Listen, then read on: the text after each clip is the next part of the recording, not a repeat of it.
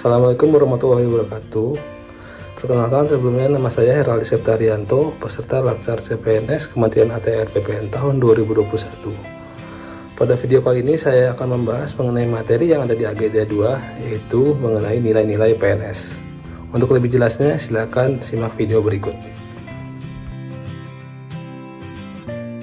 Pada pembahasan video learning journal kali ini, saya akan membahas nilai-nilai PNS yang terdiri dari akuntabilitas, nasionalisme, etika publik, komitmen mutu, dan anti korupsi, yang biasa disingkat dengan sebutan ANEKA. Setelah saya pelajari dan pahami, tujuan dari pembelajaran ini adalah agar para peserta Latsar dapat mengaktualisasikan nilai-nilai dasar ANEKA dalam pelaksanaan tugas dan jabatannya. Yang pertama, akuntabilitas. Untuk pembahasan pertama, kita akan membahas mengenai akuntabilitas. Apa itu akuntabilitas? Akuntabilitas merupakan kewajiban setiap individu, kelompok, maupun institusi untuk memenuhi tanggung jawab yang menjadi amanahnya, yaitu menjamin terwujudnya nilai-nilai publik. Lalu, bagaimana suatu akuntabilitas dapat bekerja? Penerapan akuntabilitas dalam suatu organisasi atau instansi digambarkan dengan suatu hubungan antara dua pihak, yaitu kita sebagai pegawai instansi dan juga masyarakat. Kita sebagai instansi tentunya memiliki tujuan untuk dicapai. Sebagai contoh, misalnya kita ingin menjadi organisasi yang selalu menerapkan prinsip bertanggung jawab atau ingin menjadi organisasi yang selalu menciptakan inovasi-inovasi baru. Lalu tujuan tersebut dicapai dan ditulis dalam sebuah laporan yang disebut laporan akuntabilitas. Dengan disusunnya sebuah laporan akuntabilitas, maka nantinya akan ada konsekuensi. Konsekuensi ini bisa dalam bentuk penghargaan maupun sanksi. Pada akhirnya, hal ini akan menjadi sebuah acuan dalam memperbaiki kinerja instansi pada periode berikutnya. Selain itu, pada learning journal kali ini, kita akan mempelajari tingkatan dalam akuntabilitas. Bagaimana tingkatan dalam akuntabilitas? Berikut ini penjelasannya. Akuntabilitas memiliki 5 tingkatan yang berbeda, yaitu 1. Akuntabilitas personal merupakan nilai-nilai yang ada pada diri seorang seperti kejujuran, integritas, moral, dan etika. Yang kedua, akuntabilitas individu merupakan hubungan antara individu dan lingkungan kerjanya, yaitu antara PNS dengan instansinya sebagai pemberi kewenangan. Yang ketiga, akuntabilitas kelompok merupakan kinerja dari sebuah institusi yang biasanya dilakukan atas kerjasama kelompok. Yang keempat, akuntabilitas organisasi merupakan hasil pelaporan kinerja yang telah dicapai. Dan yang terakhir, akuntabilitas stakeholder merupakan tanggung jawab organisasi pemerintah untuk mewujudkan pelayanan dan kinerja yang adil, responsif, dan bermartabat. Demi menciptakan lingkungan kerja yang akuntabel, akuntabilitas memiliki nilai-nilai yang diantaranya kepemimpinan, integritas, keadilan, transparansi, tanggung jawab, kepercayaan, keseimbangan, kejelasan, dan konsisten. Sebagai ASN, kita perlu menerapkan nilai-nilai akuntabilitas dalam bekerja. Sebagai contoh adalah penerapan nilai transparansi dan tanggung jawab. Contoh yang saya ambil adalah terkait transparansi mengenai keterbukaan biaya yang digunakan untuk kegiatan rapat dinas yang harus sesuai dengan kebutuhan, mulai dari biaya untuk sewa tempat, jumlah peserta, absensi, dokumentasi acara, dan lain sebagainya. Setelah acara selesai, dilanjutkan dengan pembuatan laporan kegiatan acara agar dapat dipertanggungjawabkan kegiatan acara tersebut, dan dari laporan tersebut bisa dijadikan bahan evaluasi untuk kegiatan rapat dinas selanjutnya. Pembahasan nilai ANEKA yang kedua yaitu nasionalisme. Selanjutnya kita akan membahas terkait nasionalisme. Apa itu nasionalisme? Nasionalisme merupakan suatu sikap politik dari masyarakat suatu bangsa yang mempunyai kesamaan kebudayaan dan nilai wilayah serta kesamaan cita-cita dan tujuan. Dengan demikian, masyarakat suatu bangsa tersebut merasakan adanya kesetiaan yang mendalam terhadap bangsa itu sendiri. Nasionalisme ini pada hakikatnya adalah untuk kesejahteraan bersama. Karena nasionalisme menentang segala bentuk penindasan terhadap pihak lain, baik itu orang per orang, kelompok-kelompok dalam masyarakat, maupun suatu bangsa. Dan poin penting dari nasionalisme itu sendiri adalah tidak membeda-bedakan baik suku, agama, maupun ras. Lalu, bagaimana menerapkan nilai-nilai nasionalisme dalam kehidupan kita sehari-hari? Menerapkan nilai-nilai Pancasila merupakan salah satu bentuk tindakan nasionalisme. Dikarenakan pada setiap sila di Pancasila mengandung arti-arti nasionalisme yang sangat banyak. Contohnya, untuk sila pertama, ialah terkait dengan ketuhanan, di mana kita sebagai warga negara Indonesia dibebaskan untuk memeluk agama sesuai dengan kepercayaan kita masing-masing. Selain itu juga, kita tidak boleh memaksakan agama kepada orang lain, dan saling menghormati di antara sesama pemeluk agama. Yang kedua, yaitu sila tentang kemanusiaan yang adil dan beradab. Contohnya adalah kita tidak membeda-bedakan antar sesama saudara, sebangsa, dan senegara. Harus bersikap adil serta harus memiliki etika sebagai prinsip dasar dalam kehidupan sehari-hari. Selain itu, kita juga harus menjadi manusia yang jujur dan memiliki integritas serta menghormati hak-hak orang lain. Yang ketiga, sila persatuan Indonesia. Pada sila ketiga ini, implementasi yang bisa kita terapkan salah satu contohnya adalah siap sedia untuk membela negara. Seperti yang telah dibahas pada agenda 1, sikap bela negara biasa dilakukan dari hal-hal kecil seperti menjaga lingkungan hidup, membeli produk dalam negeri untuk memajukan usaha lokal, serta saling tolong-menolong dan masih banyak contoh lainnya. Selanjutnya, pada penerapan sila keempat adalah dengan mengedepankan penerapan musyawarah dan mufakat. Terakhir, contoh penerapan pada sila kelima adalah tidak mementingkan kepentingan diri sendiri, kelompok, atau golongan, melainkan lebih mementingkan kepentingan bersama dan juga kepentingan bangsa, memperhatikan nasib orang lain, serta mengerjakan pekerjaan secara gotong royong, dan masih banyak lagi contoh lainnya. Itu semua merupakan penjabaran dari penerapan nilai-nilai Pancasila yang menjadi bentuk tindakan rasa nasionalisme. Kita sebagai calon ASN harus memiliki wawasan kebangsaan dan juga menanamkan sikap nasionalisme yang kuat. Penanaman nilai sikap nasionalisme yang kuat ini dapat dilakukan dengan cara memahami dan memiliki kesadaran dalam mengimplementasikan nilai-nilai Pancasila dalam pelaksanaan tugas atau pekerjaan sehari-hari. Yang ketiga, etika publik. Sebelum memahami apa itu etika publik, saya akan lebih dulu memberikan pemahaman mengenai apa itu etika. Etika merupakan refleksi atas baik atau buruk, benar atau salah yang harus dilakukan atau bagaimana melakukan yang baik atau benar, sedangkan moral mengacu pada kewajiban untuk melakukan yang baik atau apa yang seharusnya dilakukan. Oleh karena itu, konsep etika sering digunakan sinonim dengan moral. Lalu, apa yang dimaksud dengan etika publik?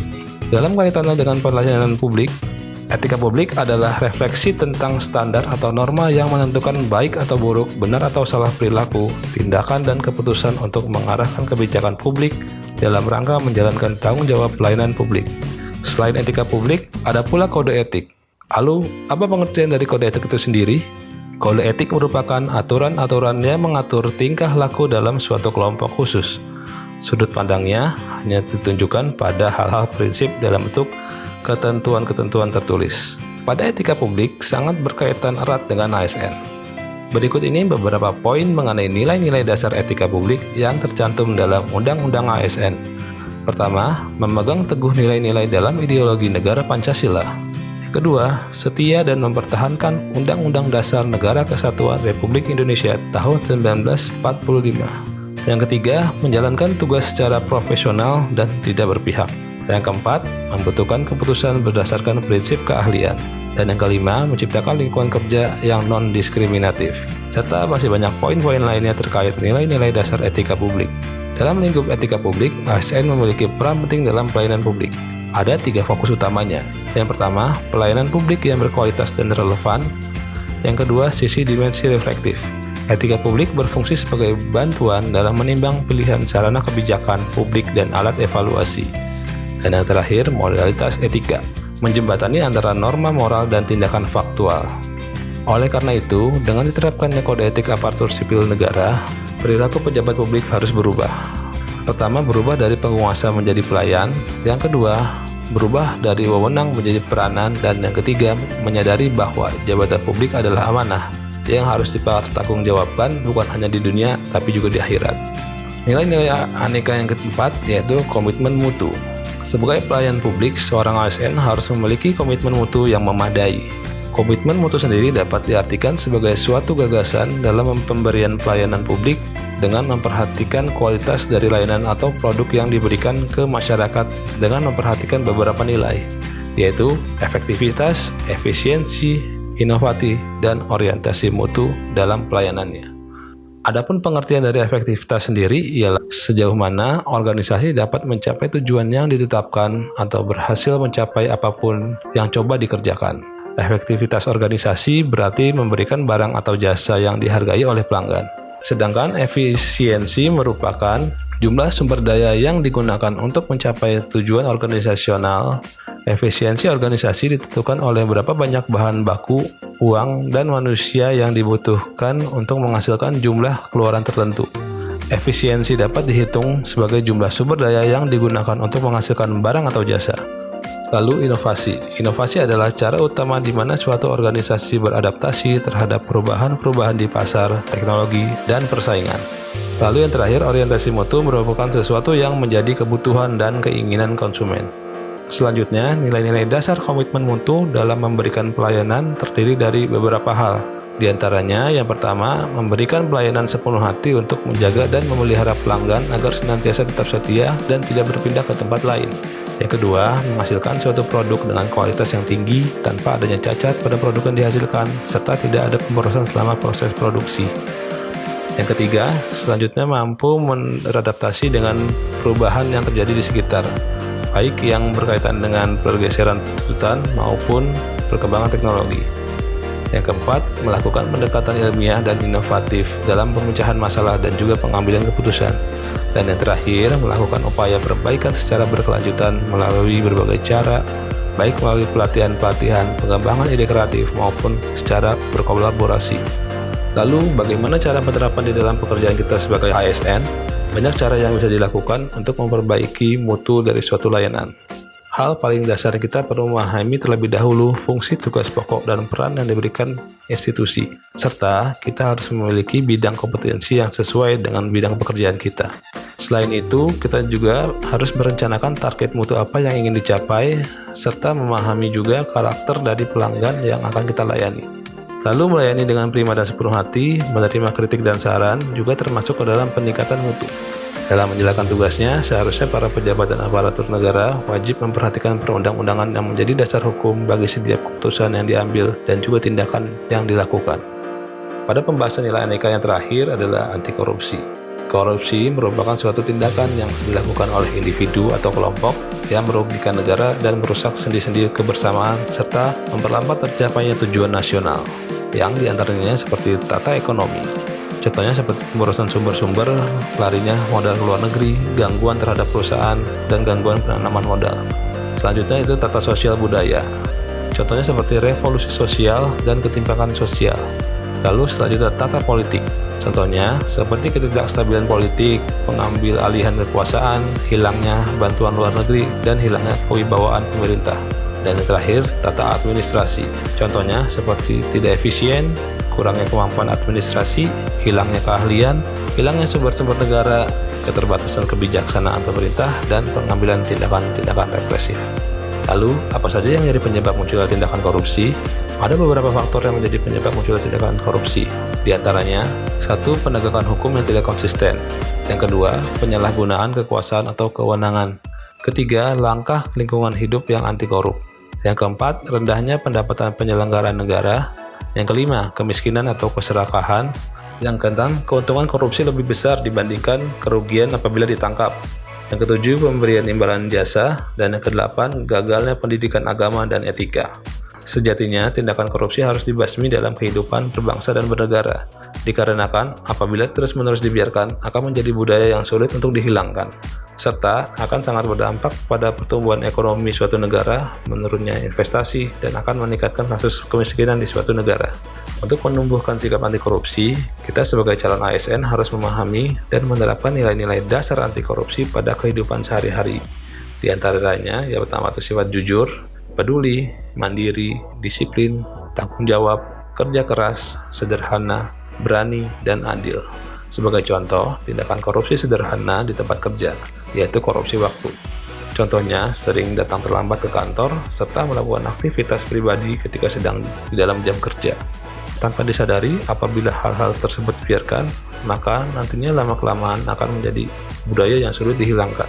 Oleh karena itu, pemahaman serta pemahaman nilai-nilai dasar anti korupsi sangat penting bagi kehidupan sehari-hari, terutama dalam lingkungan kerja. Sekian video dari saya mengenai pembahasan nilai-nilai PNS. Mohon maaf apabila ada tutur kata yang salah. Kurang lebihnya mohon maaf. Wassalamualaikum warahmatullahi wabarakatuh.